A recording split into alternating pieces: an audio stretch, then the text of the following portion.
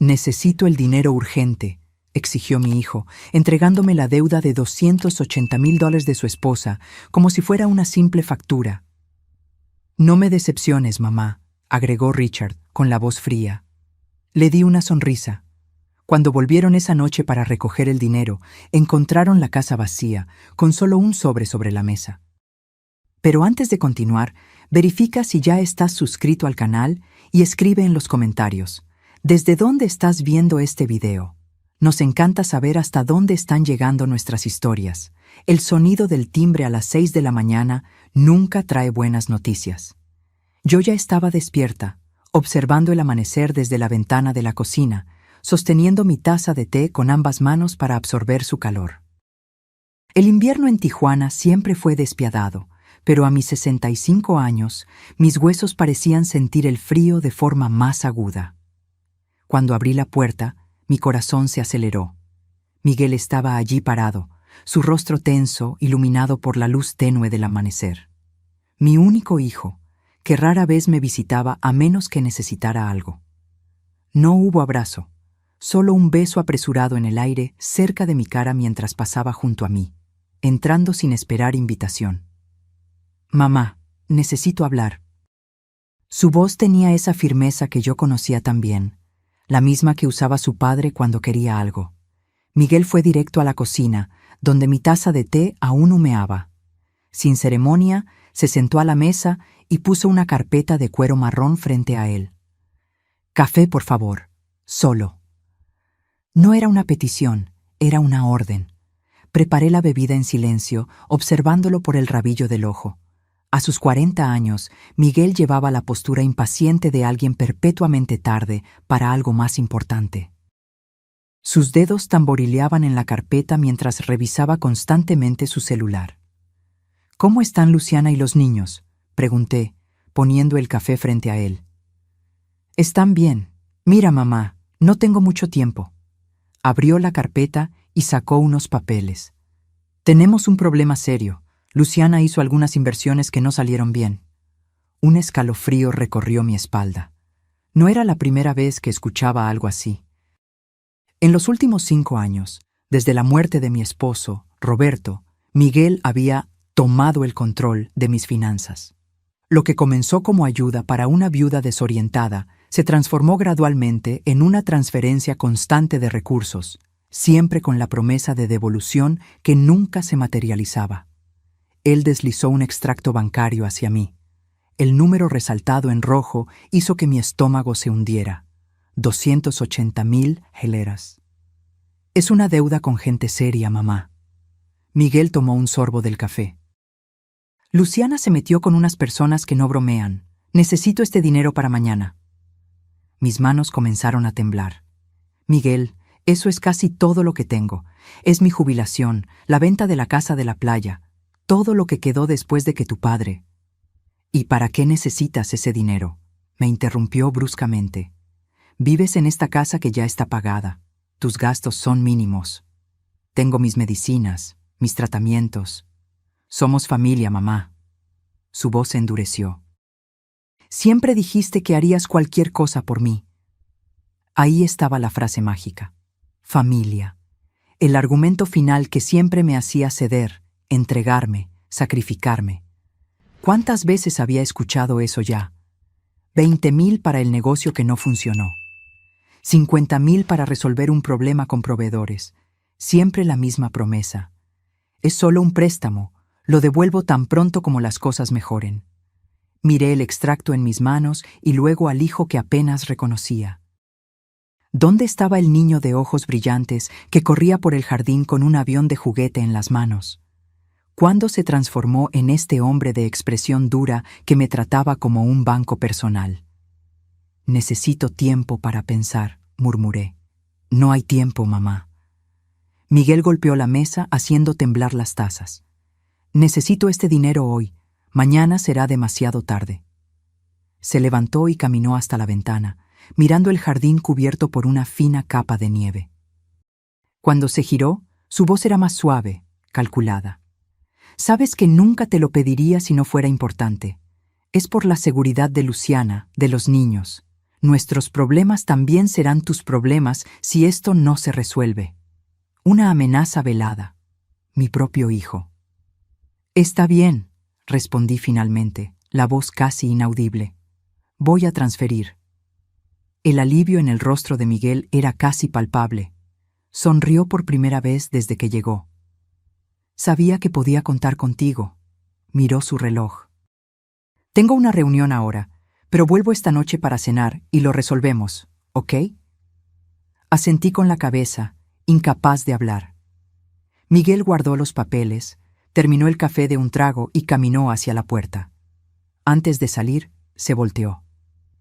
No me decepciones, mamá, dijo con firmeza, como si yo fuera una niña desobediente. La puerta se cerró. Permanecí inmóvil en la silla, con el extracto bancario frente a mí. Por la ventana, observé el lujoso auto de Miguel alejarse, dejando marcas de neumáticos en la nieve inmaculada. Algo dentro de mí había cambiado. Una vida entera de sumisión, primero a Roberto, luego a Miguel, pesaba sobre mis hombros. Y de repente, como una represa que cede después de años de presión, algo se rompió.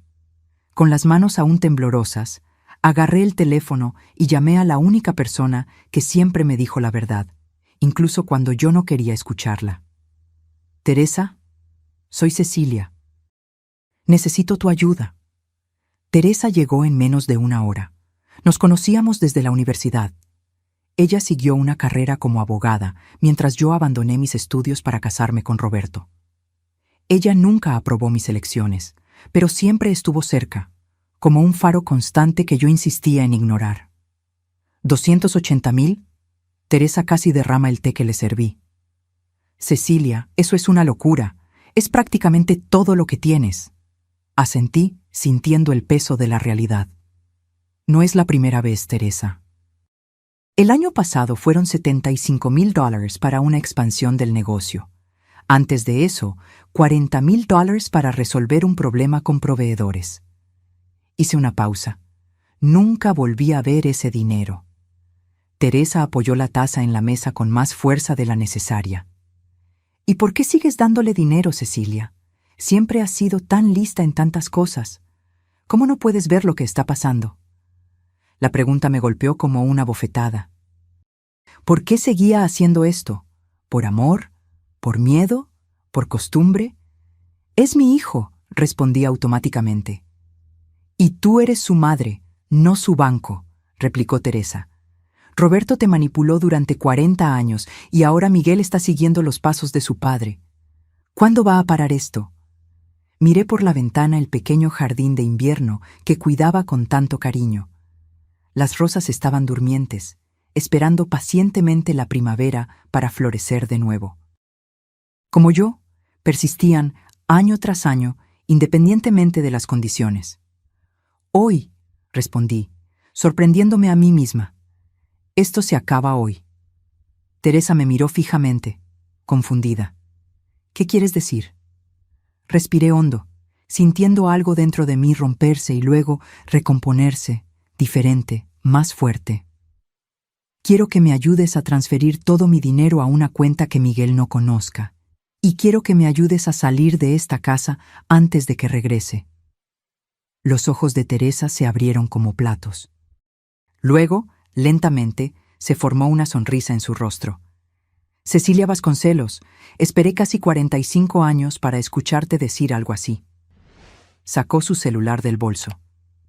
Tengo un apartamento en Mérida que está vacío. Las llaves están en mi oficina. ¿Cuánto tiempo tenemos hasta que Miguel regrese? Dijo que volvería para la cena, así que unas 8 horas. Teresa miró su reloj. Tiempo suficiente. Iremos al banco primero. Luego pasaremos por la oficina del abogado para que me des un poder en caso de que necesites representación legal. Y luego haremos tus maletas y saldremos de aquí. Me levanté, sintiendo una mezcla de terror y euforia. En toda mi vida adulta, nunca había tomado una decisión tan radical. Se va a enfurecer, murmuré, más para mí que para Teresa. Ella sujetó mis manos. Cecilia, ¿le tienes miedo? Pensé en el rostro de mi hijo cuando no conseguía lo que quería. ¿Cómo cambiaba su voz? ¿Cómo se endurecían sus ojos? Sí, admití. Le tengo miedo de la misma manera que le tenía miedo a su padre. Entonces es hora de dejar de tener miedo. Teresa apretó mis manos. Vamos a buscar tus cosas.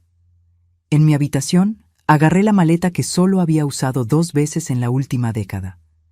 Abrí el armario y comencé a elegir ropa, pero pronto me di cuenta de que no quería llevarme mucho de esa vida.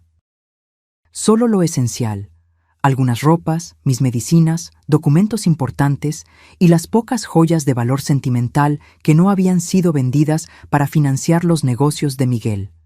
En el fondo del cajón de la cómoda encontré la pequeña caja de madera donde guardaba el único dinero que Roberto y Miguel nunca supieron que tenía, cerca de $15,000 que ahorré vendiendo dulces caseros y artesanías a lo largo de los años. Mi secreto, mi pequeña rebelión. Agarré el portarretrato con la foto de mi madre y dudé al ver la foto de Miguel de niño. Después de un momento, decidí dejarla. Cuando volví a la sala, Teresa estaba al teléfono organizando todo. El vuelo a Mérida está confirmado para las 16 horas. Aún tenemos tiempo para ir al banco y a la oficina. En el banco, el gerente pareció sorprendido con mi solicitud de transferir todo el dinero. Señora Vasconcelos, ¿está segura? Es una cantidad considerable. Absolutamente, respondí, firmando los documentos. Y necesito que esta transacción no aparezca en ningún extracto enviado a mi dirección residencial. Mientras esperábamos el procesamiento de la transferencia, Teresa me miró curiosa. ¿Qué le vas a dejar a Miguel? Pensé por un momento. Una nota y una lección que debería haber aprendido hace mucho tiempo. Cuando volvimos a casa, escribí cuidadosamente una nota en papel y la dejé sobre la mesa de la cocina. Decía simplemente: quien está decepcionada soy yo. No me busques. Al salir por la puerta con mi maleta, miré hacia atrás, a la casa que había sido mi prisión durante tantos años. En el jardín, las rosas durmientes esperaban pacientemente el momento de florecer de nuevo, exactamente como yo. En el taxi camino al aeropuerto, Teresa agarró mi mano. ¿Estás bien? Miré por la ventana, observando la ciudad pasar rápidamente, llevándose consigo décadas de sumisión. No, respondí honestamente. Pero lo estaré. El apartamento de Teresa en Mérida era pequeño, pero acogedor, con una vista a un parque arbolado. Esa primera noche, sentada en el balcón, escuchando el sonido distante de la ciudad, encendí mi celular y lo apagué inmediatamente cuando vi que había 27 llamadas perdidas de Miguel. No estaba lista para enfrentarlo. Él te encontrará eventualmente, dijo Teresa mientras me servía una copa de vino. Necesitamos un plan a largo plazo. Asentí, sintiéndome extrañamente tranquila. Nunca pensé que tendría el coraje de hacer esto. Siempre supe que lo tenías, Teresa sonrió. Solo necesitabas un pequeño empujón.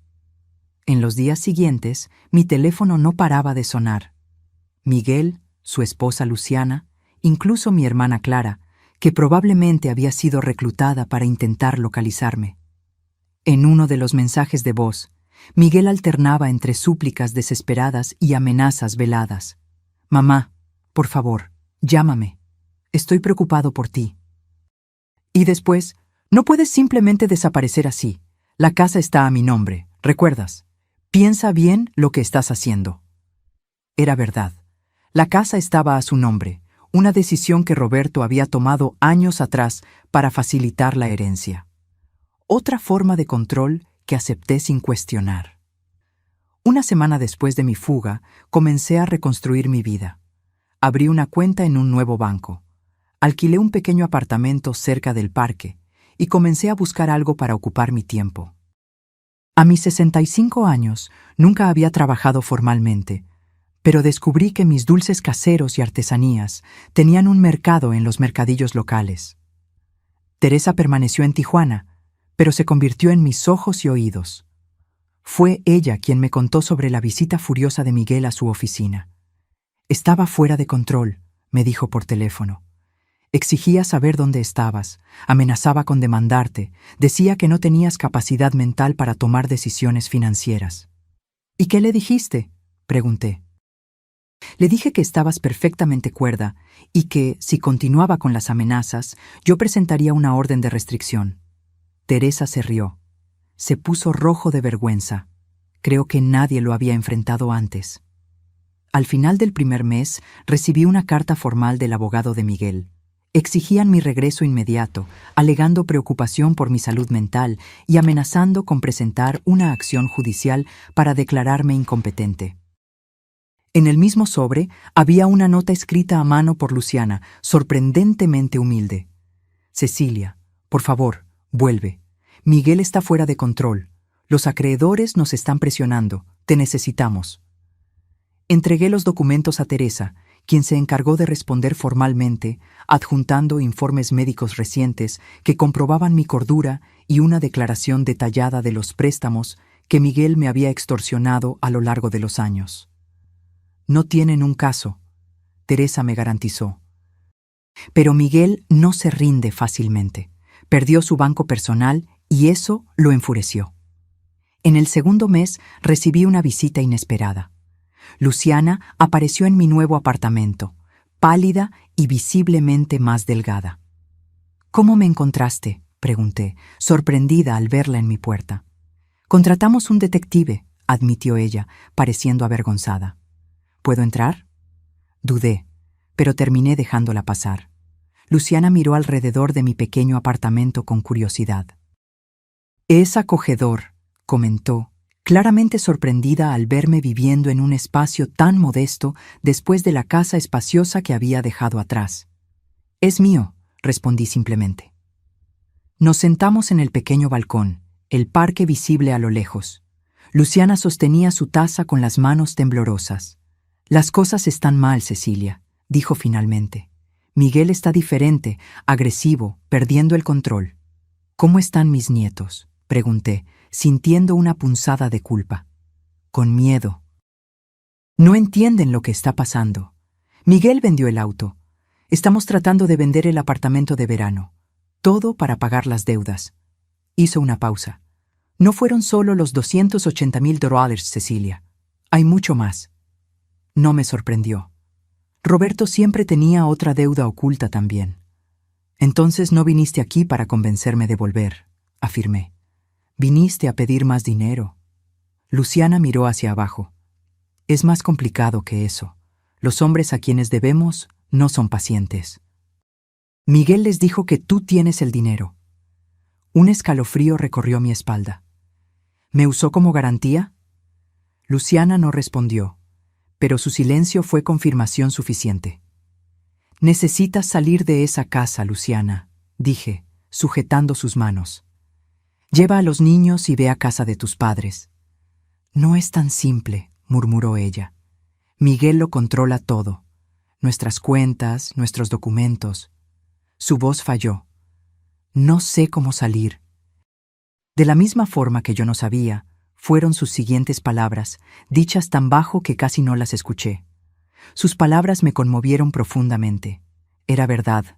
Durante décadas no supe cómo salir, cómo romper el ciclo, hasta que finalmente encontré coraje. Puedo ayudarte, ofrecí. No con dinero, sino para salir. Luciana me miró con una mezcla de esperanza y miedo. Él nos encontrará, así como te encontró a ti. Entonces estaremos listas cuando él llegue, respondí con una confianza que nunca había sentido antes. Pero primero necesitamos sacarte a ti y a los niños de esa casa. Después de que Luciana se fue, con un plan trazado y mi nuevo número de teléfono cuidadosamente escondido en la suela de su zapato, me senté en el balcón observando la puesta de sol. El horizonte anaranjado parecía simbolizar mi propia transformación, de la oscuridad a la luz. Mi teléfono sonó. Era Teresa. «Luciana te encontró, ¿verdad?», preguntó sin rodeos. «¿Cómo lo supiste?». Miguel apareció en mi oficina de nuevo, esta vez con uno de los acreedores. Un tipo aterrador con cicatrices en la cara. Hicieron amenazas veladas, queriendo saber dónde estabas. Mi estómago se revolvió. ¿Qué les dijiste? Les dije que si te tocaban un dedo, o a mí, o a cualquier persona relacionada con este caso, yo garantizaría que pasaran el resto de su vida tras las rejas. Teresa hizo una pausa. Cecilia, esto se está poniendo peligroso. Miguel está desesperado. Lo sé, respondí, observando el último rayo de sol desaparecer en el horizonte. Y las personas desesperadas hacen cosas desesperadas. A la mañana siguiente, me despertaron unos golpes insistentes en la puerta. Por un momento aterrador, pensé que Miguel me había encontrado, pero cuando miré por la mirilla, vi a una mujer que no reconocí. Señora. ¿Cecilia Vasconcelos? Preguntó ella cuando abrí la puerta parcialmente, manteniendo la cadena de seguridad puesta. Sí, soy yo. Soy la delegada Mariana Oliveira. Mostró una placa. Policía Civil. Necesitamos hablar sobre su hijo, Miguel Vasconcelos. Mi corazón se disparó. ¿Le pasó algo? La expresión de la delegada se mantuvo neutral. ¿Puedo pasar? La dejé entrar y le ofrecí café, que ella aceptó. Mientras preparaba las tazas en la pequeña cocina, intenté calmar mis manos temblorosas. Señora Vasconcelos, comenzó la delegada, sentándose en el sofá. Su hijo está siendo investigado por fraude financiera, falsificación de documentos y posible participación en usura. Nos gustaría saber si usted tenía algún conocimiento de estas actividades. Sentí como si el suelo hubiera desaparecido bajo mis pies. Una parte de mí siempre supo que Miguel no era honesto en sus negocios, al igual que su padre no lo había sido, pero escuchar las palabras investigación policial lo hizo terriblemente real. No, respondí honestamente. Yo sabía que tenía problemas financieros, pero no la extensión o la naturaleza de los mismos. La delegada escribió algo en su cuaderno. Usted salió de casa repentinamente hace 2 meses, ¿verdad? ¿Puede decirnos por qué? Le conté todo. Los préstamos sucesivos, las promesas incumplidas, la presión emocional, la presión por los $280,000. La delegada escuchó sin interrumpir, solo tomando notas ocasionales. ¿Él usó su nombre en algún documento? ¿Le pidió que firmara papeles sin explicar para qué servían? Pensé por un momento. Hace algunos años me pidió que firmara algunos documentos para facilitar transferencias financieras en caso de que necesitara ayuda. Dijo que era para mi protección en la vejez. La delegada asintió. Encontramos varias transacciones sospechosas en cuentas abiertas a su nombre, señora Vasconcelos. Cuentas que usted probablemente ni siquiera sabía que existían. Cerré los ojos, sintiendo una ola de náusea. Miguel no solo me había manipulado, había robado mi identidad. ¿Qué pasa ahora?, pregunté, intentando mantener la compostura. Continuaremos la investigación. Su declaración formal será necesaria pronto. Ella dudó. Debo advertirle que su hijo probablemente será acusado en las próximas semanas y, considerando las personas con las que se involucró, sería sensato reforzar su seguridad.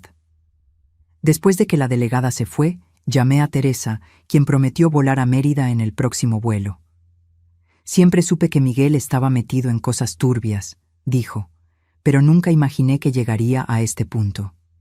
Esa tarde recibí un mensaje de Luciana. Descubrió nuestro plan. Estoy encerrada en el cuarto con los niños. Está destrozando todo. Mi sangre se heló. Llamé inmediatamente a la delegada Oliveira, quien prometió enviar una patrulla a la dirección de Miguel. Las horas siguientes fueron un borrón de llamadas, mensajes y actualizaciones fragmentadas. Al caer la noche, todo lo que sabía era que Luciana y mis nietos estaban seguros en un refugio y que Miguel había sido detenido para ser interrogado después de resistirse a la intervención policial. Teresa llegó alrededor de las 21 y me encontró en el balcón, mirando las luces de la ciudad. Se sentó a mi lado en silencio durante unos minutos. «¿Cómo te sientes?», preguntó finalmente. «Culpable», admití. «Si no me hubiera ido, tal vez esto no habría pasado». Teresa negó con la cabeza con firmeza. «No, Cecilia, Si no te hubieras ido, estarías hundiéndote junto con él, probablemente siendo usada para más esquemas fraudulentos. Agarró mi mano. Hiciste lo único que podías hacer. Te salvaste. Y al hacerlo, probablemente salvaste a Luciana y a tus nietos también. A la mañana siguiente, el titular del periódico local me dejó sin aliento. Empresario detenido por fraude y participación en usura. La foto de Miguel siendo llevado esposado por la policía parecía pertenecer a otra realidad, no a la mía. Mi teléfono sonó. Era la delegada Oliveira. Señora Vasconcelos, su hijo está solicitando su presencia en la comisaría. Insiste en hablar solo con usted. Miré a Teresa, que ya había leído la noticia y me observaba preocupada. No tienes que ir, dijo. Después de todo lo que hizo... Sí tengo que ir, interrumpí, sorprendiéndome. Necesito mirarlo a los ojos y acabar con esto de una vez por todas. La comisaría era un lugar frío e impersonal, con luces fluorescentes que realzaban cada arruga de mi rostro cansado. Miguel fue llevado a una sala de visitas, esposado y vistiendo un uniforme naranja que lo hacía parecer más pequeño, más viejo. Cuando me vio, sus ojos, tan parecidos a los de su padre, se llenaron de lágrimas. «Mamá», dijo, con la voz ahogada, «viniste». Me senté frente a él, manteniendo distancia. «Querías verme. Estoy aquí». Miguel parecía un animal acorralado, mirando a su alrededor como si buscara una salida. «No entiendes la situación en la que estoy», comenzó, inclinándose hacia adelante. «Esta gente no bromea. Si no pago lo que debo...» «No», interrumpí, con la voz sorprendentemente firme. «Tú no entiendes la situación en la que tú mismo te metiste. No estoy aquí para darte dinero, Miguel. Ese tiempo se acabó». Su rostro cambió, la vulnerabilidad dando paso a la rabia. «Me abandonaste cuando más te necesitaba. Tu propia familia. ¿Es eso lo que les vas a decir a tus nietos? ¿Que dejaste a su padre pudrirse en la cárcel?» Respiré hondo, negándome a ser manipulada de nuevo. «Les diré que su padre tomó malas decisiones, al igual que su abuelo, y que yo finalmente tomé una buena decisión». Miguel golpeó sus manos esposadas sobre la mesa. «La casa está a mi nombre». «¿Aún no lo entiendes? Puedes quedarte con la casa. Ya no tienes nada que me interese. ¿Y qué hay de mí? Soy tu hijo. Un hijo que me usó como si fuera un banco, que falsificó documentos con mi nombre, que me amenazó y me intimidó. Un hijo que ofreció a su propia madre como garantía a usureros». Me levanté, mi voz más tranquila de lo que jamás hubiera imaginado. «Me tengo a mí misma, algo que casi perdí por completo a causa de hombres como tú y tu padre». Caminé hacia la puerta, me detuve y me di la vuelta. «Luciana y los niños están seguros. Tendrán la oportunidad de empezar de nuevo, lejos de ti». Hice una pausa. «Y yo también la tendré». Al salir de la comisaría, sentí como si un peso enorme me hubiera sido quitado de los hombros. El sol de Mérida brillaba fuerte, casi cegador después de la luz artificial de la comisaría. Teresa me esperaba en el auto. «¿Cómo te fue?», preguntó preocupada. Di una última mirada al edificio gris donde había dejado a mi hijo y décadas de sumisión. «Liberador», respondí, y por primera vez en mucho tiempo abrí una sonrisa genuina. 6 meses pasaron desde mi fuga y la detención de Miguel.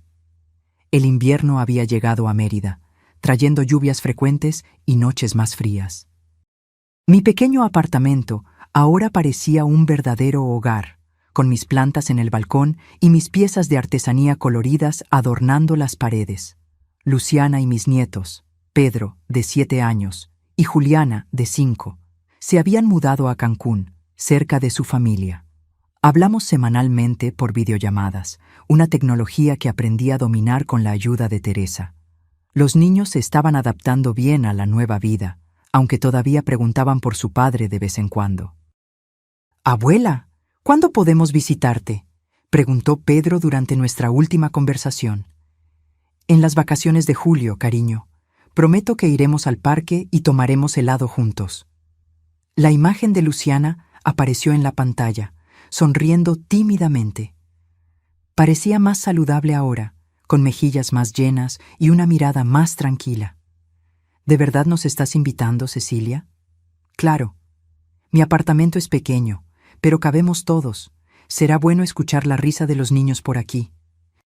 Después de terminar la llamada, me senté en el balcón observando la lluvia caer sobre la ciudad. El juicio de Miguel estaba programado para el mes siguiente. Las acusaciones eran graves: fraude, falsificación, uso de documentos falsos, asociación con organización criminal. Teresa estimó una pena de al menos 8 años. Yo había accedido a testificar, no por venganza, sino por justicia, por mí, por Luciana, por mis nietos y por todos los demás que Miguel había engañado a lo largo de los años.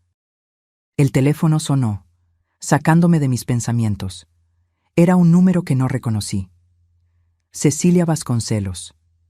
Aquí es Paulo Monteiro, el abogado de su hijo. Sentí un nudo en el pecho. En los últimos meses, Miguel había cambiado de abogado varias veces, cada uno prometiendo milagros jurídicos que nunca se concretizaron. ¿Qué puedo hacer por usted?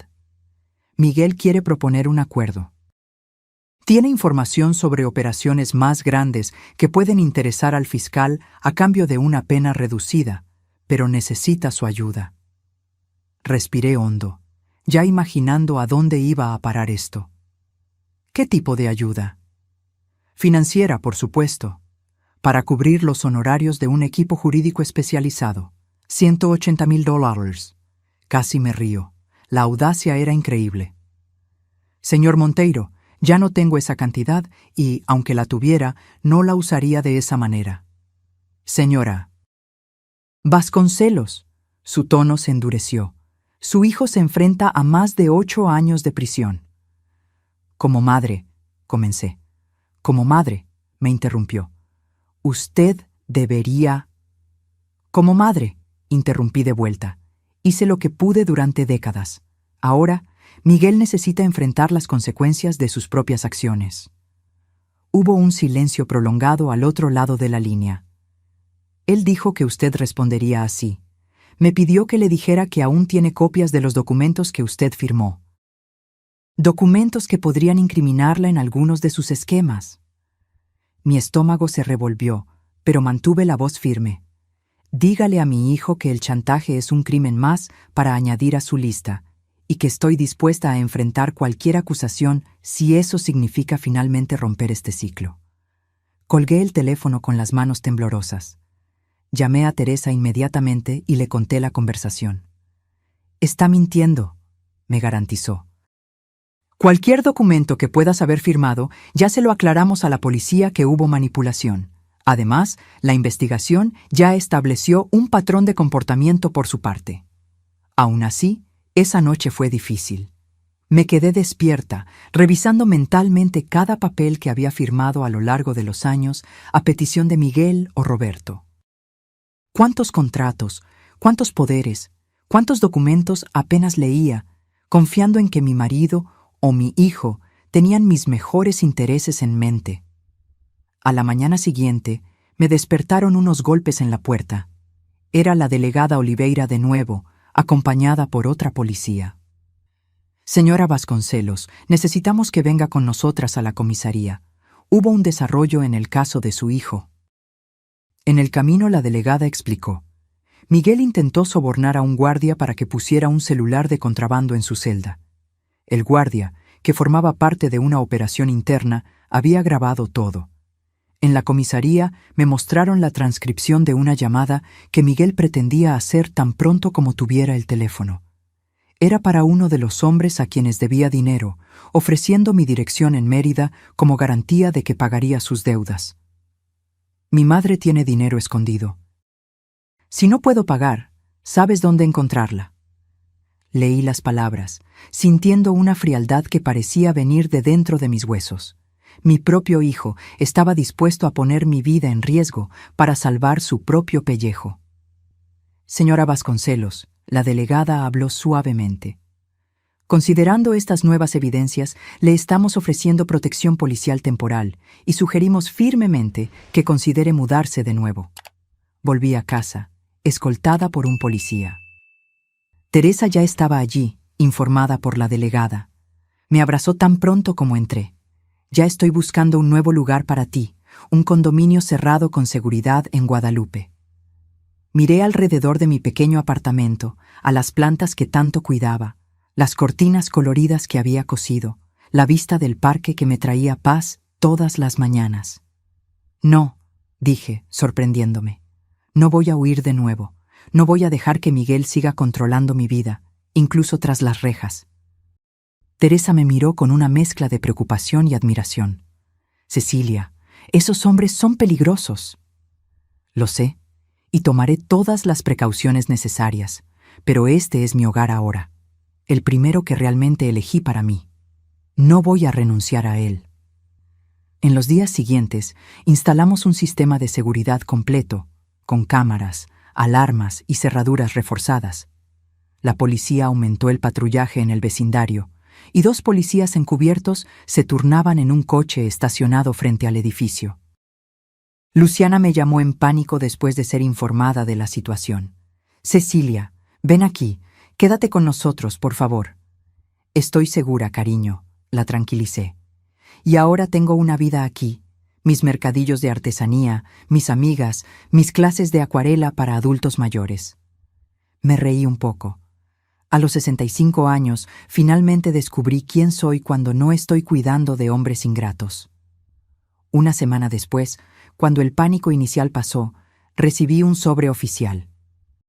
Era una citación para testificar en el juicio de Miguel, programado para dentro de 2 semanas. Teresa, que se había quedado en Mérida conmigo, revisó el documento. ¿Estás lista para esto? Enfrentarlo en el tribunal no será fácil. Miré por la ventana hacia el parque que se había convertido en mi refugio. Estoy lista. El tribunal era un edificio imponente en el centro de Mérida. Estaba de vuelta en la parte de la ciudad donde Miguel vivía por primera vez desde mi fuga, sintiendo una extraña desconexión con las calles que solía frecuentar.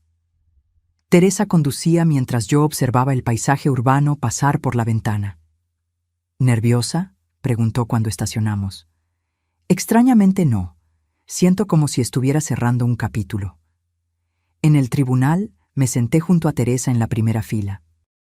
La fiscal, una mujer de mediana edad con una mirada astuta, vino a saludarnos antes del inicio de la sesión. Señora Vasconcelos, su testimonio será crucial hoy.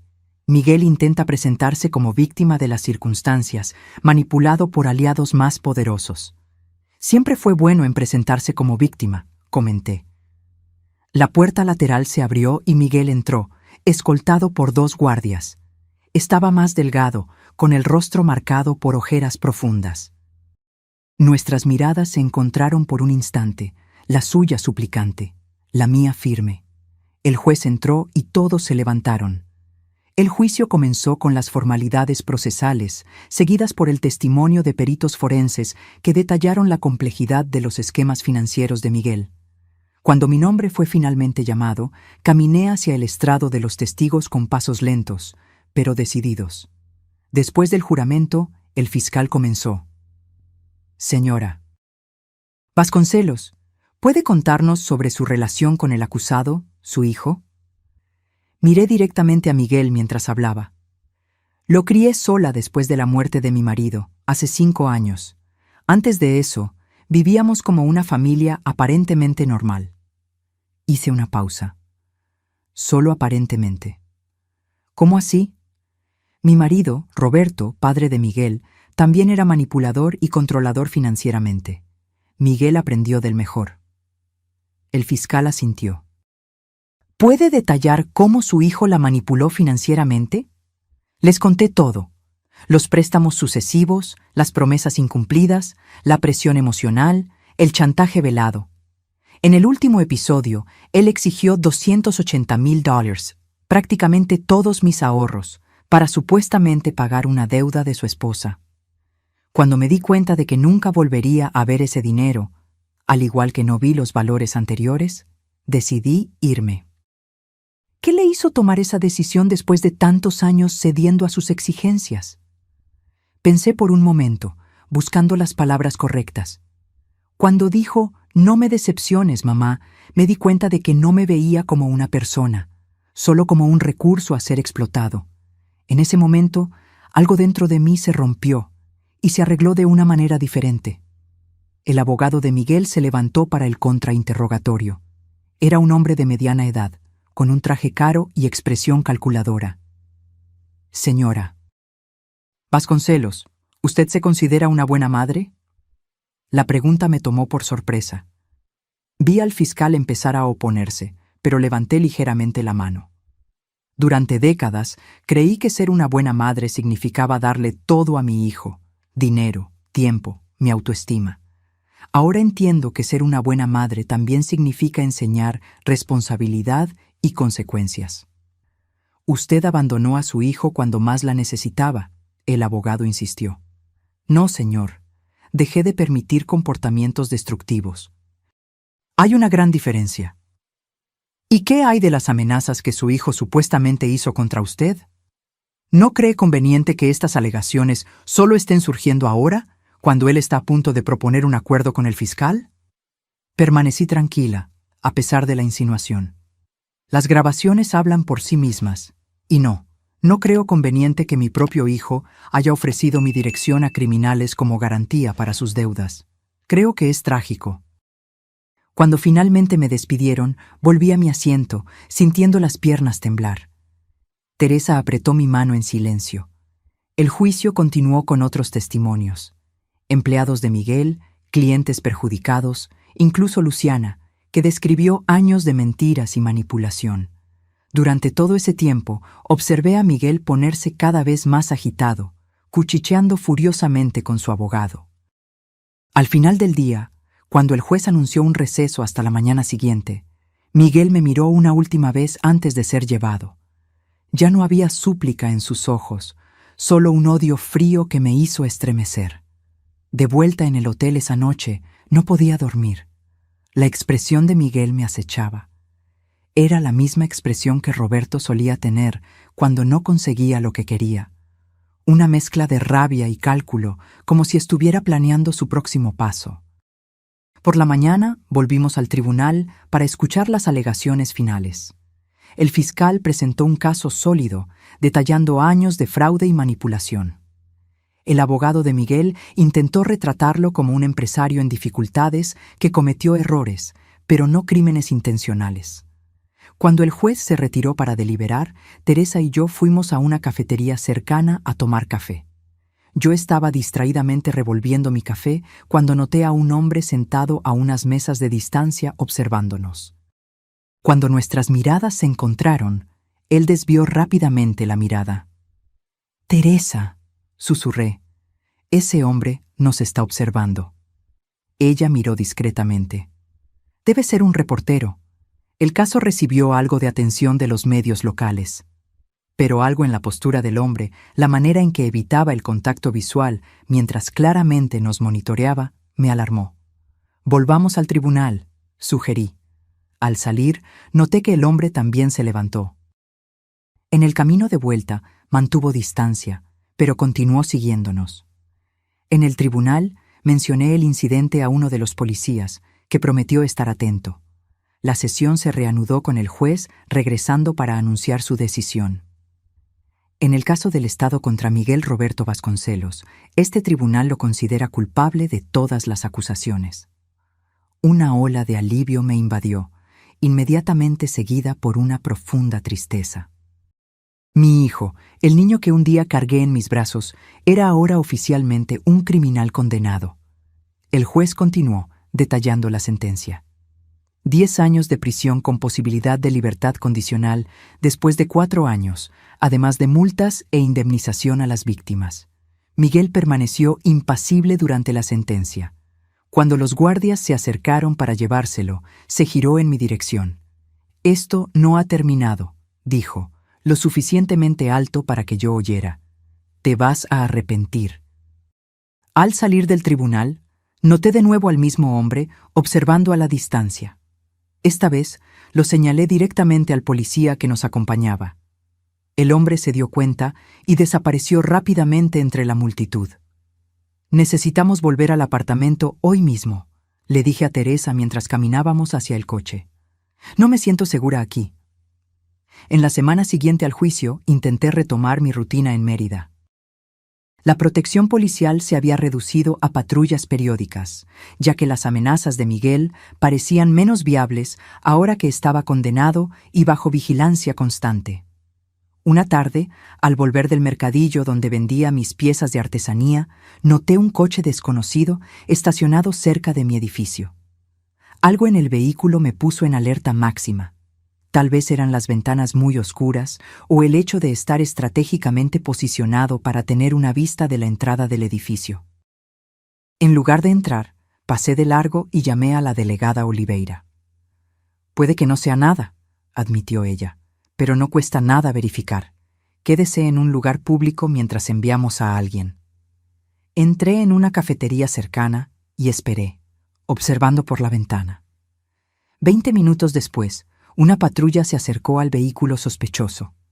2 hombres salieron rápidamente e intentaron huir, pero fueron interceptados por la policía. Mi teléfono sonó. Era la delegada. «Señora Vasconcelos, detuvimos a 2 individuos con antecedentes criminales. Tenían armas sin registro y su dirección anotada en un pedazo de papel».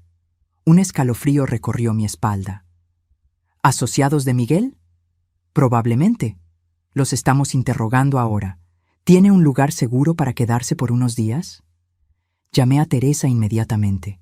Su respuesta fue rápida y decisiva. «Te recojo en 1 hora. Vamos a mi casa de playa en Guadalupe. Nadie la conoce».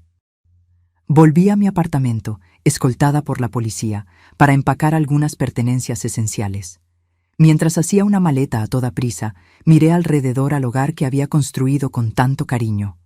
Una vez más, necesitaba correr. O tal vez no. Un pensamiento comenzó a formarse en mi mente. Una idea que habría parecido absurda para la vieja Cecilia, pero que ahora tenía todo el sentido. Cuando Teresa llegó, le expliqué mi plan. «Es arriesgado», me advirtió. «Vivir con miedo es más arriesgado», respondí, «y estoy cansada de esconderme». Al día siguiente, en lugar de esconderme en Guadalupe, volví a mi apartamento. Esta vez, con un objetivo claro. Con la ayuda de la delegada Oliveira y su equipo, montamos una trampa. Los 2 detenidos fueron persuadidos a cooperar a cambio de penas reducidas. Revelaron que Miguel, usando el celular de otro recluso durante el horario de visitas, había contratado a una tercera persona para darme un susto, un eufemismo para algo mucho más siniestro. «A él no le importa si te lastimas de verdad», explicó la delegada. «Solo quiere que sepas que él todavía tiene poder, incluso dentro de la prisión». El plan era simple. Yo mantendría mi rutina normal, fingiendo no saber nada, mientras policías encubiertos monitoreaban cada movimiento mío. Cuando el hombre de Miguel apareciera, sería detenido en flagrante. Durante 3 días viví en estado de alerta constante. Cualquier ruido me hacía saltar. Cualquier extraño en la calle parecía una amenaza. En la mañana del 4.º día, mientras regaba las plantas del balcón, noté a un hombre apoyado en un poste al otro lado de la calle, observándome fijamente. Nuestras miradas se encontraron brevemente antes de que yo entrara en el apartamento e hiciera una señal a la policía encubierta, disfrazada de empleada doméstica que estaba limpiando mi sala de estar. «Es él», susurré. «Estoy segura». El hombre continuó vigilando el edificio durante cerca de media hora. Luego, lentamente, comenzó a cruzar la calle hacia la entrada. El portero, otro policía disfrazado, lo dejó entrar sin cuestionar. Me senté en el sofá de la sala, de cara a la puerta, y esperé. Mi corazón latía tan fuerte que podía escucharlo en mis oídos. La policía estaba escondida en el cuarto con la puerta entreabierta. El timbre sonó. Respiré hondo y fui a abrir. «¿Señora Cecilia Vasconcelos?», preguntó el hombre, un individuo de apariencia común que podría pasar fácilmente desapercibido entre la multitud. Sí, tengo un mensaje de su hijo. Antes de que pudiera hacer cualquier movimiento, 3 policías surgieron de diferentes puntos del pasillo y lo dominaron rápidamente. El hombre no se resistió, pareciendo casi aliviado de haber sido atrapado. Más tarde ese día, la delegada Oliveira me visitó para informarme que el hombre había confesado todo. Miguel le había prometido pagar $5,000 para asustar a la madre ingrata que lo había abandonado. ¿Y qué significaba exactamente sustos?, pregunté. La delegada dudó. Involucraba romper algunos objetos en su apartamento, hacer amenazas verbales y... se detuvo. Dejar marcas visibles en usted. Nada fatal, pero lo suficiente para hacer que nunca más se sienta segura. Me senté, sintiendo que mis piernas flaqueaban. ¿Esto es suficiente para nuevas acusaciones contra Miguel? Sí, tentativa de agresión, contratación de terceros para cometer un crimen, amenazas. Esto probablemente eliminará cualquier posibilidad de libertad condicional durante los próximos años. Una semana después, visité a Miguel en prisión. Pareció sorprendido al verme, como si no esperara que yo tuviera el coraje de enfrentarlo de nuevo. Vine a despedirme, Miguel, dije cuando nos sentamos cara a cara, separados por un vidrio. ¿Despedirme? Sí, la persona que intentaste asustar confesó todo. Vas a enfrentar nuevas acusaciones y probablemente vas a quedarte aquí mucho más tiempo de lo que imaginabas. Hice una pausa, pero no vine aquí para eso. Vine a decirte que voy a seguir con mi vida. Miguel se rió amargamente. ¿Qué vida? Tienes 65 años, mamá. Estás sola. Estoy libre, lo corregí. Y descubrí que nunca es tarde para empezar de nuevo. ¿Sabes? Yo siempre me definí como la esposa de Roberto o la madre de Miguel. Ahora estoy descubriendo quién es Cecilia. Me miró con una mezcla de desprecio y confusión. ¿Y quién es Cecilia? Sonreí sinceramente. Una mujer que finalmente aprendió a valorarse. Una mujer que ya no tiene miedo. Miguel golpeó sus manos en el vidrio, frustrado. ¿Crees que esto terminó? Pero no terminó. Voy a salir un día. Cuando ese día llegue, si es que llega, estaré lista. Me levanté. Adiós, Miguel. Al salir de la prisión, sentí una ligereza que no sentía hacía décadas. El cielo estaba de un azul particularmente brillante ese día. El aire parecía más dulce. Teresa me estaba esperando en el coche. ¿Cómo te fue? Liberador, respondí. Verdaderamente liberador. Un año había pasado desde mi fuga y el arresto de Miguel. El otoño había llegado a Mérida, pintando los árboles del parque en tonos de rojo y dorado. Mi pequeño negocio de artesanía había crecido. Ahora tenía 3 alumnas, mujeres mayores como yo, que venían todas las semanas para aprender y principalmente para conversar. Luciana y mis nietos me visitaron 2 veces. Pedro y Juliana llenaron mi apartamento con sus risas y energía, construyendo castillos con bloques de madera y pintando acuarelas conmigo que ahora decoraban mi refrigerador. Luciana trabajaba como profesora en su nueva ciudad, poco a poco recuperando su confianza e independencia. Miguel había sido condenado a 3 años más de prisión debido al intento de intimidación. Noticias sobre él llegaban ocasionalmente a través de la delegada Oliveira, de quien me hice amiga. Por lo que sabíamos, estaba tranquilo, quizás finalmente aceptando su situación. Una tarde de sábado, cuando volvía del mercadillo de artesanía, encontré a una mujer esperándome en la entrada de mi edificio. Debía tener unos 50 años, cabello canoso y un rostro que me resultaba vagamente familiar. ¿Cecilia Vasconcelos?, preguntó ella cuando me acerqué. Sí. Mi nombre es Carolina, Carolina Vasconcelos. Ella dudó. Fui la esposa de Roberto antes que tú. Me quedé sin palabras. Roberto había mencionado vagamente un matrimonio anterior, diciendo que su exesposa era emocionalmente inestable y obsesionada con el dinero. Ironías que ahora podía comprender. ¿Te gustaría pasar?, finalmente ofrecí.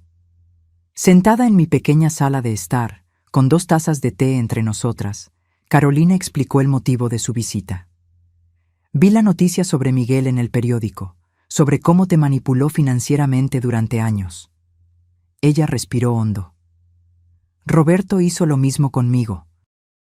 Y cuando leí sobre ti, me di cuenta de que necesitaba encontrarte, para cerrar un capítulo quizás. ¿Cómo me encontraste? No fue difícil. Tu historia se difundió entre grupos de apoyo a mujeres que sufrieron abuso financiero. Te convertiste en una especie de símbolo de resistencia. No pude ocultar mi sorpresa. ¿Yo? ¿Un símbolo? Carolina sonrió. Una mujer de 65 años que lo dejó todo y volvió a empezar enfrentando a su propio hijo en el tribunal. Sí, Cecilia, inspiraste a muchas de nosotras. Hablamos durante horas. Carolina me contó cómo Roberto la aisló de la familia, controló cada centavo y la hizo sentir incompetente en la administración del dinero. Cómo, cuando finalmente se divorció, la dejó prácticamente sin nada, solo para luego casarse conmigo y repetir el patrón. Era una historia que parecía hacer eco de mi propia vida. Cuando él murió, continuó, sentí una extraña mezcla de alivio y rabia. Alivio porque ya no podía manipular a nadie. Rabia porque nunca hubo justicia. Él nunca tuvo que enfrentar lo que hizo. Entiendo perfectamente, dije. Por mucho tiempo, solo culpé a Miguel por sus acciones. Pero ahora veo que Roberto plantó esas semillas. Nuestro hijo simplemente siguió el ejemplo que vio en casa. El ciclo continúa, murmuró Carolina, a menos que alguien lo rompa. Al final de la tarde, intercambié información de contacto con Carolina y prometí mantener el contacto. Después de que ella se fue, me quedé en el balcón observando la puesta de sol y reflexionando sobre nuestra conversación. Roberto y Miguel, padre e hijo, ambos ahora fuera de mi vida, uno por la muerte, el otro por la prisión, ambos dejando cicatrices que yo todavía estaba aprendiendo a sanar. Esa noche, escribí en mi diario, un hábito que había adquirido recientemente. Hoy, a mis 66 años, me di cuenta de que pasé la mayor parte de mi vida intentando ser lo que los demás querían que fuera. Una esposa dedicada, una madre altruista, un banco personal, siempre disponible, siempre cediendo, siempre con miedo a desagradar. Ahora, finalmente, estoy aprendiendo a ser solo Cecilia. Y descubriendo que Cecilia es más fuerte, más valiente y más capaz de lo que jamás imaginé. El dinero que Miguel me extorsionó a lo largo de los años, no puedo recuperarlo. Los años que pasé en un matrimonio asfixiante con Roberto, no puedo recuperarlos, pero el tiempo que me queda es todo mío, para vivir como yo elija, sin miedo, sin manipulación, sin arrepentimientos. Al día siguiente, recibí un correo electrónico de Carolina. Había hablado con otras mujeres que pasaron por situaciones similares y sugirió la formación de un grupo de apoyo. Acepté inmediatamente. Nuestro primer encuentro fue en una cafetería cerca del parque. Éramos 5, todas con historias de control financiero y emocional por parte de maridos, hijos o hermanos. Compartimos nuestras experiencias, nuestras tristezas, nuestras pequeñas y grandes victorias. Al final de la reunión, Teresa, que me acompañaba, sugirió: deberías formalizar esto, crear una ONG o algo así. Hay tantas mujeres por ahí que necesitan escuchar estas historias, que necesitan saber que nunca es tarde para empezar de nuevo. La idea rápidamente tomó forma. En pocos meses, Recomesos, Nuevos Comienzos, fue registrada oficialmente como una organización sin fines de lucro dedicada a apoyar a mujeres víctimas de abuso financiero y emocional. Usando mis habilidades de artesanía, creé nuestro símbolo, un fénix colorido renaciendo de las cenizas. Nuestra primera conferencia pública atrajo a más de 40 mujeres. Estaba nerviosa al subir al pequeño escenario improvisado, pero cuando comencé a hablar, mi voz se hizo más fuerte. Mi nombre es Cecilia Vasconcelos. Tengo 66 años. Durante casi 7 décadas, permití que otros controlaran mi vida y mi dinero. Primero mi marido, luego mi hijo. Hasta que un día, cuando mi hijo exigió $280,000, casi todo lo que tenía, algo dentro de mí se rompió y se arregló. Miré los rostros atentos en la platea. Nunca es tarde para decir no. Nunca es tarde para empezar de nuevo. Y nunca, jamás, es demasiado tarde para descubrir quién eres realmente cuando no estás viviendo para la aprobación de otra persona. Los aplausos fueron ensordecedores. 2 años después de mi fuga, recibí una carta inesperada. Era de Miguel, escrita con una letra que parecía más contenida, menos impulsiva de lo que recordaba. Cecilia, comenzaba la carta, sin usar la palabra mamá. No estoy escribiendo para pedir perdón. Sé que no lo merezco, pero para decirte que estoy en terapia aquí en prisión. El psicólogo me hizo ver patrones que no podía ver antes. Cómo repetí contigo exactamente lo que hacía mi padre. Cómo aprendí a ver a las personas como recursos, no como seres humanos. No me estoy disculpando, solo estoy reconociendo la verdad. Y la verdad es que tenías razón en dejarme enfrentar las consecuencias de mis acciones. Sé que probablemente tirarás esta carta, y no te culpo. Solo quería que supieras que, a pesar de todo, estoy orgulloso de la persona en la que te has convertido. Vi tu foto en el periódico hablando en esa conferencia. Parecías diferente, más fuerte. Leí la carta varias veces, sintiendo emociones contradictorias. Cautela, porque conocía bien la capacidad de manipulación de Miguel. Tristeza por lo que podría haber sido. Y, sorprendentemente, un toque de esperanza. No respondí inmediatamente. En su lugar, llevé la carta a mi próxima sesión de terapia. Otro hábito saludable que adquirí en mi nueva vida. ¿Qué quieres hacer?, preguntó mi terapeuta después de que leí la carta.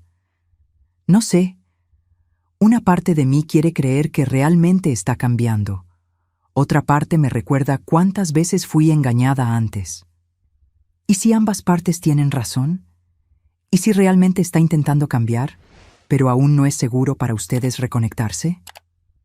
Esas palabras permanecieron conmigo en los días siguientes. Finalmente, escribí una breve respuesta. Miguel, recibí tu carta. No puedo decir que confío en tus palabras. La confianza, una vez rota, es difícil de recuperar. Pero reconozco tu esfuerzo por buscar ayuda y reflexionar sobre tus acciones. Mi vida ahora se centra en ayudar a mujeres que pasaron por lo que yo pasé. Encontré propósito y paz en ese trabajo. Espero sinceramente que tú también encuentres tu camino. Si es un verdadero camino de cambio, tal vez podamos hablar de nuevo algún día. No como la madre y el hijo que éramos, sino como dos personas intentando mejorar. Cecilia. Envié la carta sin grandes expectativas. No esperaba una respuesta y no la recibí durante meses. Estaba bien. Mi vida había seguido su propio curso, independientemente de Miguel o de las sombras del pasado. La primavera llegó a Mérida, transformando la ciudad con colores vibrantes. Nuestra organización, Recomesos, había crecido, ahora con una pequeña oficina en el centro de la ciudad y voluntarios dedicados. 2 veces por semana ofrecíamos talleres gratuitos de educación financiera, algo que yo misma tuve que aprender desde 0 a los 65 años. Luciana se convirtió en una colaboradora frecuente, compartiendo su propia jornada de recuperación financiera y emocional. Mis tardes de sábado estaban reservadas para mis nietos, que ahora venían a visitarme regularmente. Pedro, con casi 9 años, adoraba dibujar conmigo. Juliana, a los 7, ya se interesaba por mi artesanía. «Abuela», me preguntó cierta tarde, mientras trabajábamos juntas en una pieza, «¿estás feliz ahora?». La pregunta me tomó por sorpresa. Dejé de bordar y miré a mi nieta, sus ojos curiosos, su rostro inocente. «Sí, cariño», respondí con sinceridad, «más feliz que nunca». «¿Incluso sin el abuelo y papá?». Elegí las palabras con cuidado. A veces, Juliana, necesitamos alejarnos de las personas que amamos para encontrarnos a nosotras mismas. Eso no significa que dejemos de amarlas, solo significa que necesitamos amarnos a nosotras mismas también. Ella pareció considerar mis palabras, con las cejas fruncidas en concentración. ¿Cómo cuando necesito estar sola en mi cuarto a veces, aunque me guste jugar con Pedro? Sonreí, admirando su sabiduría infantil. Exactamente. En julio de ese año, recibí una llamada inesperada. Era la delegada Oliveira. Señora Vasconcelos, la llamo para informarle que su hijo será transferido a una casa de transición el próximo mes. La noticia me tomó por sorpresa. Pensé que, con las acusaciones adicionales, demostró buen comportamiento, completó programas de rehabilitación y sus abogados consiguieron una revisión de la sentencia. Aún tendrá restricciones severas, pero podrá trabajar durante el día. Agradecí la información y colgué, sintiendo una inquietud que no sentía hacía mucho tiempo. Miguel estaría parcialmente libre. ¿Qué significaría eso para mí, para Luciana, para los niños? Llamé a Teresa inmediatamente. ¿Crees que deba preocuparme?, pregunté después de contarle la novedad. Teresa, siempre práctica, respondió. Aumentaremos la seguridad de tu apartamento solo por precaución, pero, sinceramente, Cecilia, dudo que intente algo.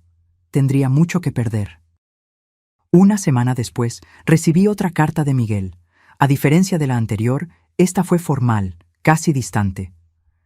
Cecilia, seré transferido a una casa de transición el próximo mes. Quería que lo supieras por mí y no por otra persona. Trabajaré en un proyecto de reforestación urbana durante el día y regresaré a la unidad por la noche y los fines de semana. No tengo intención de buscarte ni de interferir en tu vida de ninguna manera. Aprendí mis lecciones de la manera más difícil. El psicólogo aquí dice que respetar los límites es el primer paso para relaciones saludables. Estoy intentando practicarlo. También quería que supieras que he estado hablando con Luciana sobre los niños. Ella aceptó dejarme escribirles cartas bajo su supervisión. Tal vez algún día pueda verlos de nuevo cuando ella se sienta segura. La ausencia de la palabra mamá al principio y al final de la carta no pasó desapercibida. Realmente estaba intentando establecer una nueva dinámica, respetando el hecho de que nuestra antigua relación estaba irrevocablemente rota. Compartí la carta con Luciana en nuestra próxima videollamada. Ella confirmó que de hecho estaba permitiendo que Miguel escribiera a los niños. Los terapeutas creen que es importante no demonizar completamente a su padre, explicó. Y sus cartas han sido diferentes. Pregunta por sus intereses, no intenta manipular, no hace promesas vacías. ¿Crees que realmente ha cambiado?, pregunté. Luciana se encogió de hombros. Tal vez, o tal vez aprendió a ser más sutil. Por eso todo está supervisado. Hizo una pausa. ¿Vas a responder a esta carta? Pensé por un momento. Creo que sí. Para dejar claro que soy consciente de la situación y que mis límites permanecen intactos. Mi respuesta fue breve.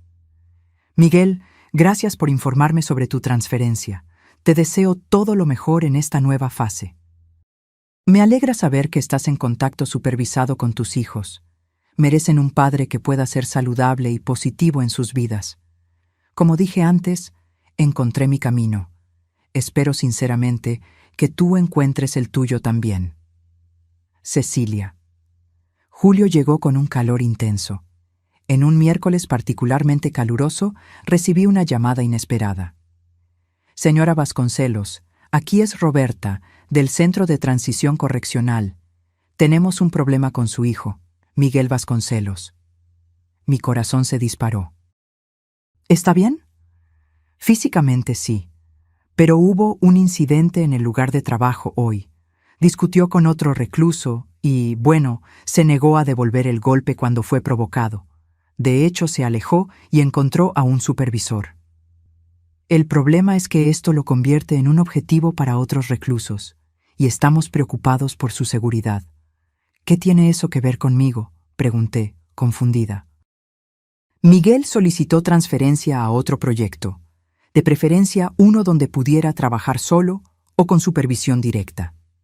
Tenemos una vacante abierta en un programa de restauración urbana para revitalizar una plaza pública cerca de su barrio, pero necesitamos su aprobación, dado el historial entre ustedes. Me quedé en silencio por un momento, procesando la situación. Miguel había optado por no tomar represalias, incluso cuando fue provocado, algo que el Miguel que yo conocía jamás haría, y ahora él necesitaba mi ayuda. ¿Él pidió específicamente trabajar cerca de mí?, pregunté cautelosamente. No, señora. De hecho, cuando mencionamos el lugar, él dudó y preguntó si había otras opciones, pero este es el único proyecto que cumple con sus necesidades de seguridad en este momento. Esto me sorprendió. Miguel realmente se estaba esforzando por respetar mi espacio. ¿A qué distancia quedaría la obra de mi apartamento?, pregunté. Aproximadamente a 15 cuadras. No tendría permiso para salir del área del proyecto, que será monitoreada. Respiré hondo. Ok, doy mi aprobación. Después de colgar, cuestioné mi decisión. ¿Estaba siendo ingenua de nuevo o finalmente estaba ejerciendo compasión sin comprometer mis límites? Llamé a Teresa y le expliqué la situación. Hiciste lo correcto, me garantizó. Mantener a Miguel seguro mientras intenta rehabilitarse no significa bajar las defensas. Solo significa que eres humana y tienes compasión. En la semana siguiente, Miguel comenzó su nuevo trabajo en la plaza. A propósito, cambié mi camino al mercado para pasar por allí, manteniendo distancia. Lo vi de lejos, plantando plántulas de árboles bajo el sol abrasador. Estaba más delgado, su postura menos arrogante. Por un momento, pareció sentir mi presencia y miró en mi dirección, pero no me acerqué. En agosto, recibí otra carta. Cecilia, sé que me viste en la plaza hace unas semanas. Gracias por no haberme abordado y por haber aprobado mi transferencia a este proyecto. El trabajo ha sido terapéutico. Hay algo profundamente gratificante en transformar un espacio abandonado en algo hermoso y útil para la comunidad. No estoy pidiendo perdón o reconciliación. Solo quería expresar gratitud por este pequeño acto de bondad que no merezco. La carta era diferente a las otras, más centrada, menos manipuladora. Decidí responder con un gesto simbólico. Al día siguiente, dejé una cajita en el centro comunitario que supervisaba el proyecto. Dentro había herramientas de jardinería de buena calidad y un libro sobre jardinería urbana. Sin nota, sin expectativas. Semanas pasaron sin respuesta y estaba bien. Había aprendido que las relaciones saludables no exigen reciprocidad inmediata o calculada. En septiembre, nuestra organización Recomesos realizó un gran evento, un taller de fin de semana sobre independencia financiera para mujeres. Yo sería la oradora principal, compartiendo mi jornada de la dependencia total a la autonomía financiera. En la mañana del evento, el auditorio estaba lleno con casi 80 mujeres. Entré al escenario, sintiendo esa mezcla familiar de nerviosismo y determinación. Buenos días, comencé. Mi nombre es Cecilia Vasconcelos. A mis 67 años, estoy aprendiendo quién soy cuando no soy definida por los hombres de mi vida. La platea rió suavemente y muchas asintieron con la cabeza. Hace 3 años, mi hijo apareció en mi puerta exigiendo 280,000, casi todo lo que tenía. Como tantas veces antes, él contaba con mi incapacidad de decir no. Y como muchas de ustedes saben, estos patrones no surgen de la nada. Son cultivados a lo largo de décadas.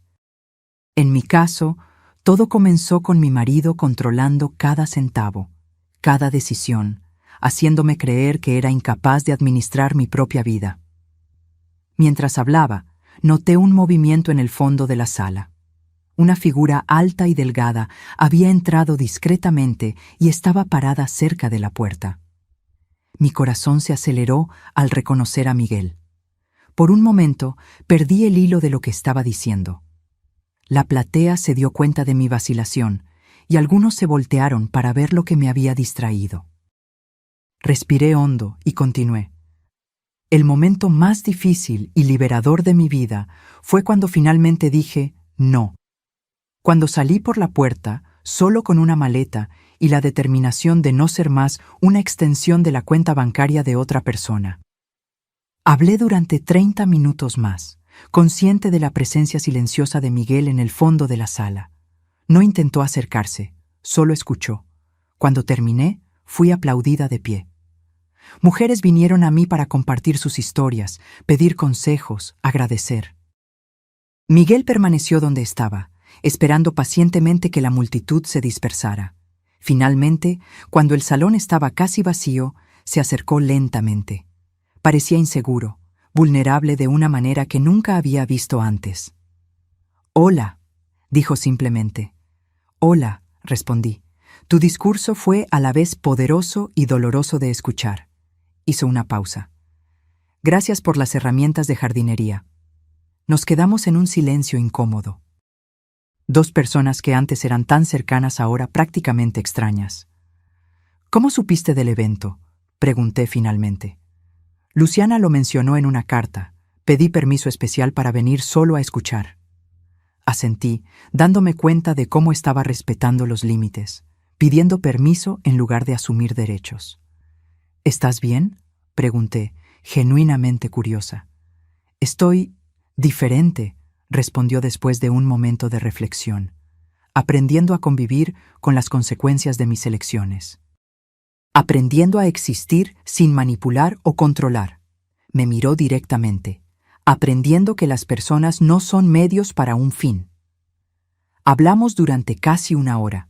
No hubo grandes revelaciones o reconciliaciones dramáticas, solo dos adultos compartiendo experiencias honestamente, quizás por primera vez.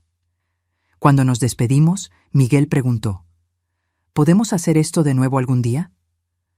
«Tal vez», respondí. «Un paso a la vez». A la mañana siguiente, mientras caminaba por el parque con Teresa, reflexioné sobre el encuentro. «¿Crees que realmente cambió?», preguntó mi amiga. «Creo que se está esforzando», respondí honestamente. «Y eso es más de lo que Roberto jamás hizo». «¿Y tú? ¿Estás lista para perdonar?». Observé las flores floreciendo en el parque, su ciclo eterno de renovación. «Perdonar no es algo que se da de una sola vez», dije finalmente. «Es una práctica diaria». Estoy aprendiendo a perdonarlo tanto a él como a mí misma por permitir esto durante tanto tiempo. Esa tarde, sentada en el balcón de mi pequeño apartamento, escribí en mi diario: «Hoy, a mis 67 años, estoy aprendiendo que la vida rara vez ofrece finales perfectos. No hay garantía de que Miguel haya realmente cambiado o que continuará en este camino. No hay certeza de que no volveré a los viejos patrones en momentos de debilidad. Pero tal vez la vida no se trata de finales perfectos. Tal vez se trata de volver a empezar cuantas veces sea necesario, de romper ciclos tóxicos incluso cuando parece imposible, de creer que podemos ser más que nuestros peores momentos o nuestros errores más dolorosos. El dinero que Miguel exigió esa mañana, hace 3 años, fue el precio de mi liberación. Un precio alto, pero infinitamente menor que el costo de permanecer atrapada en una vida que no era verdaderamente mía. Hoy no soy rica financieramente. Vivo modestamente, gano lo suficiente vendiendo mi artesanía y con mis pequeños ahorros, pero soy inmensamente rica de otras maneras, en amistades genuinas, en propósito, en paz interior, en un coraje que no sabía que poseía. Y si hay una lección que me gustaría dejarles a mis nietas, a todas las mujeres que conozco en Recomesos, es esta: nunca es tarde para decir no. Nunca es tarde para redescubrir quién eres cuando no estás viviendo para complacer a los demás. Nunca es tarde para empezar de nuevo. A mis 67 años no estoy terminando mi historia. Solo estoy empezando a escribir los capítulos más auténticos. Cerré el diario y observé la puesta de sol pintar el cielo en tonos de naranja y púrpura. Mañana sería otro día de trabajo en la organización, otra oportunidad de transformar mi dolor en propósito, mi experiencia en orientación para otras mujeres. El timbre sonó.